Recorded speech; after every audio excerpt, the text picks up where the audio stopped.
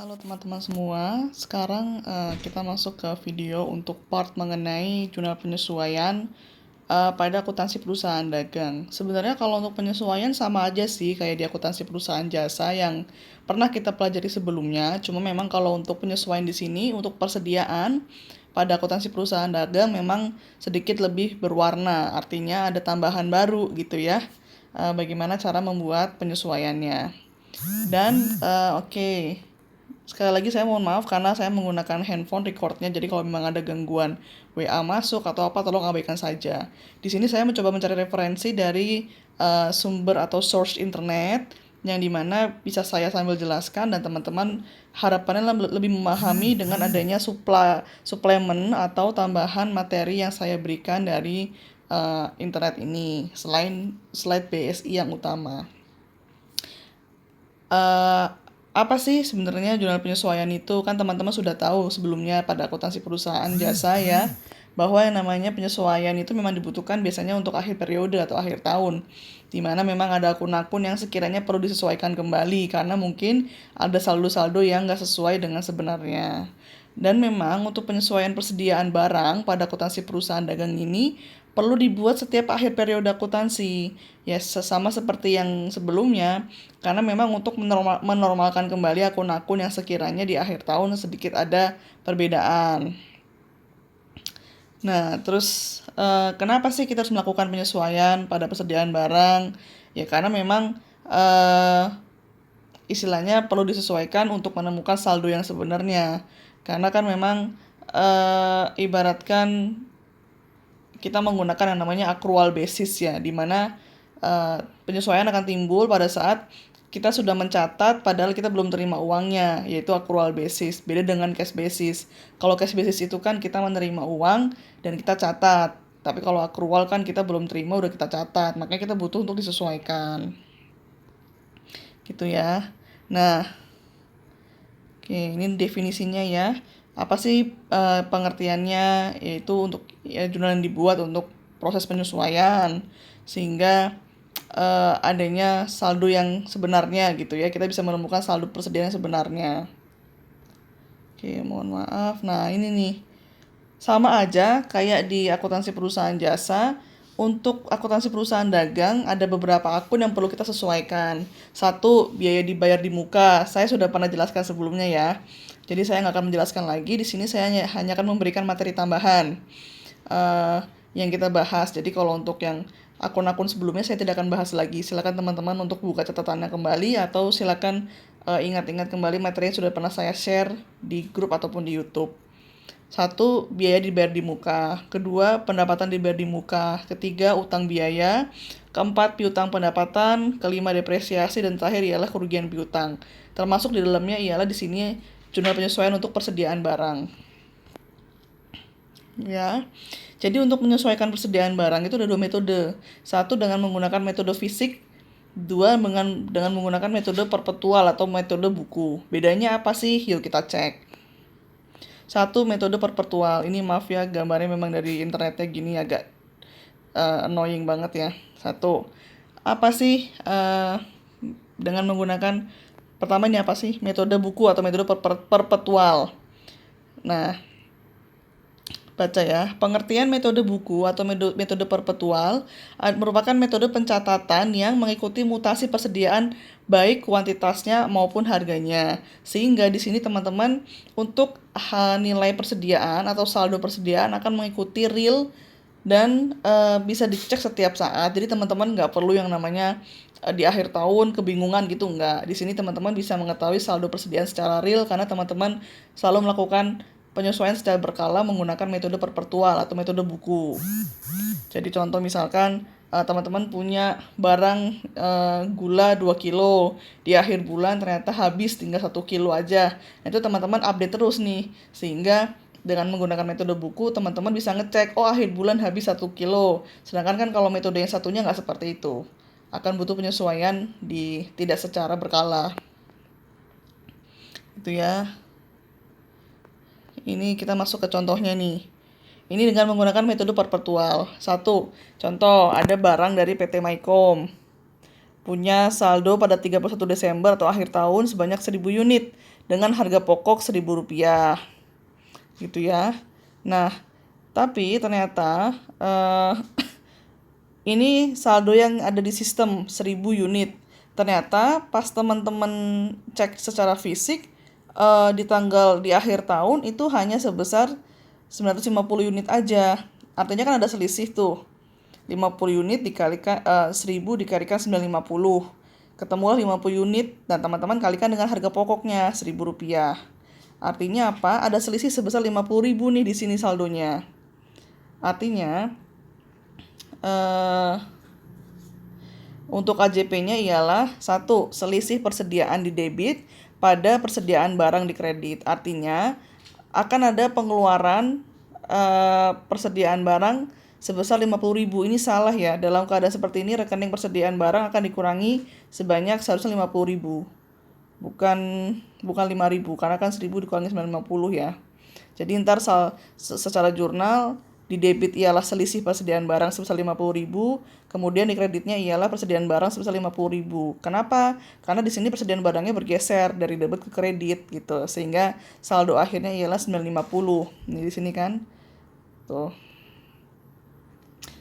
Pas dicek ternyata cuma 950 gitu. Sedangkan pas di saldo sistemnya Rp1.000 ada 50 kan selisihnya. Teman-teman catat selisihnya di sini. Debitnya selisih 50 pada persediaan barang 50 gitu ya. Yang kedua ialah dengan menggunakan metode fisik. Kalau tadi kan di sini teman-teman cukup mencari selisihnya aja. Kalau metode fisik ini agak ribet. Teman-teman nggak perlu khawatir sambil dibaca berulang-ulang. Jadi kalau sini kan gampang ya. Kalau yang metode perpetual atau buku, tinggal lihat saldo sistemnya berapa, terus pas dicek berapa, teman-teman tinggal selisihkan, ketemulah selisihnya berapa, gitu ya. Tinggal dijurnalkan, ini jurnalnya nih. Jangan bingung. Oke, sebentar saya mau coba ini bisa nggak sih di ini ya. Ini jadi jurnalnya di sini nih. Ini jurnalnya. Ntar tinggal tulis 50.000 gitu ya. Oke. Sekarang kita next dulu ke yang metode ini nih. Dengan menggunakan metode persediaan fisik, cara kedua ya, selain metode perpetual. Contoh nih, ada kayak gini nih data. Persediaan barang per awal tahun sekian, akhir tahun 1,4, persediaan persediaan barang dagang akhir tahun 1,45, pembelian selama tahun 2015 1,550, ada biaya angkut, retur pembelian dan potongan pembelian. Gitu ya. Ini diingat-ingat nih.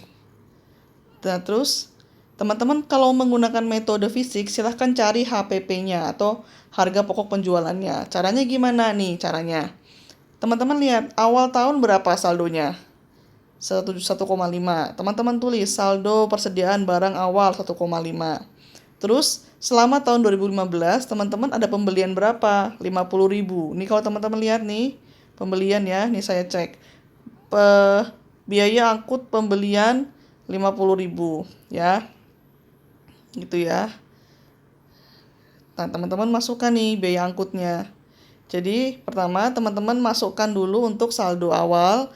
Kemudian selama tahun 2015 teman-teman melakukan pembelian berapa? 1,550. Kemudian untuk biaya angkut pembelian teman-teman masukkan 50.000. Maka ketemu hasilnya 1,6. Ini untuk pembelian di tahun 2015 ya. Gitu ya.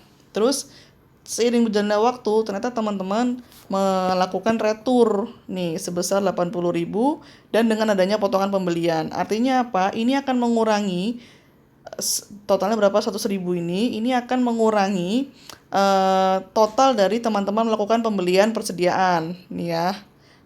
Jadi nilai 100.000 ini akan mengurangi 1,6.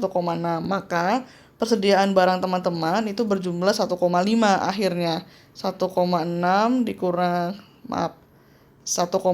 dikurangi dengan 1,5 gitu ya. Oke. Terus kalau udah ketemu 1,5 gimana? Ini kan persediaan barang yang istilahnya teman-teman punya setelah dikurangi dengan yang namanya retur, dikurangi dengan diskon, ditambahkan dengan biaya angkut dan pembelian dan lain-lain. Terus teman-teman lihat nih, barang yang tersedia untuk dijual itu tuh sebesar 3 juta. Jadi lihat ya dari sini. Ini memang tidak diberikan informasinya, tetapi ini sebuah asumsi ya. Sebentar. 3 juta. Jadi kalau teman-teman udah ketemu 1,5 nih, barang yang tersedia untuk dijual itu udah berapa? Katakanlah 3 juta rupiah. Terus ternyata persediaan barang di akhir yang namanya akhir tahun 31 Desember itu sebesar 1,45. Teman-teman tinggal kurangin aja. 3 juta dikurangi dengan 1,450. Maka HPP-nya ketemulah sebesar 1,550. Ini kalau kita lihat di sini. Ini ya. Jangan terkecoh dengan angka pembelian. Ini 1,550 dengan hasil akhir HPP. Ini beda gitu ya, jangan disamakan. Teman-teman harus tahu kata kuncinya. Ada barang yang sedang dijual. Jadi 3 juta dikurangi 1,450, maka ketemulah hasilnya 1,550. Ini HPP-nya. Gitu ya. Ingat-ingat, ini cara mencari HPP. Jadi teman-teman, langkah pertama ialah hitung persediaan barangnya, kemudian hitung pembelian di tahun berjalan, dikurangi dengan retur dan potongan pembelian, maka ketemulah persediaan barangnya. Persediaan barang yang sudah dikurangi dengan diskon dan ditambah dengan biaya pembelian dan lain-lain. Kalau sudah seperti itu, terus lihat kira-kira berapa barang yang tersedia untuk dijual. Gitu ya. Tinggal 3 juta dikurangi 1,450. Ini persediaan barang akhir. Gitu.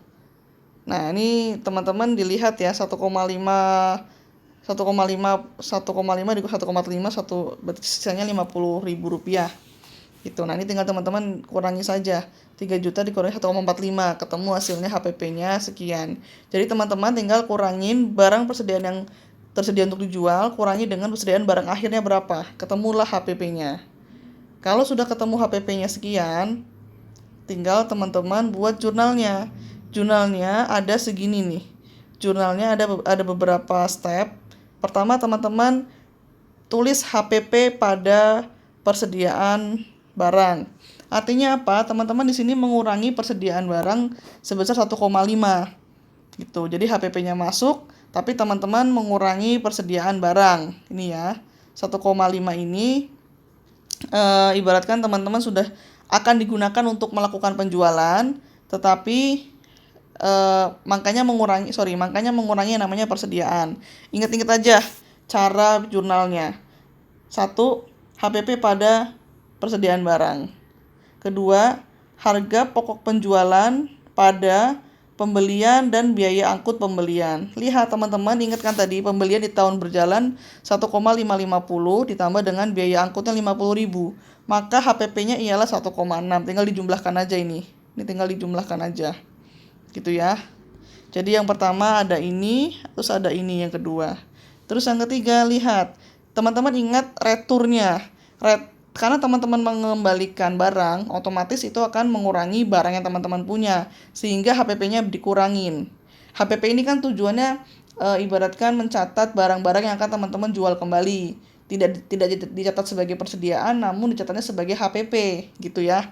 Jadi untuk mengganti kata persediaan, di sini teman-teman menggunakan HPP. Kenapa HPP? Karena ibaratkan itu bukan persediaan barang yang teman-teman simpan, tapi akan dijual kembali.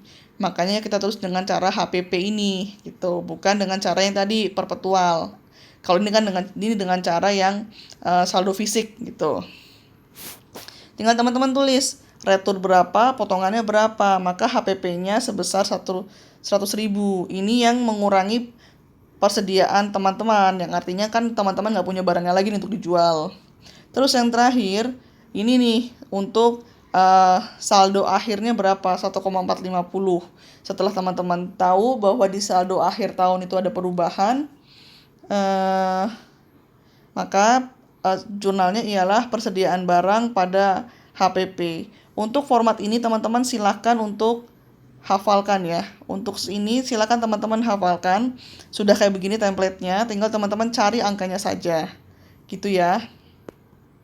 Oke.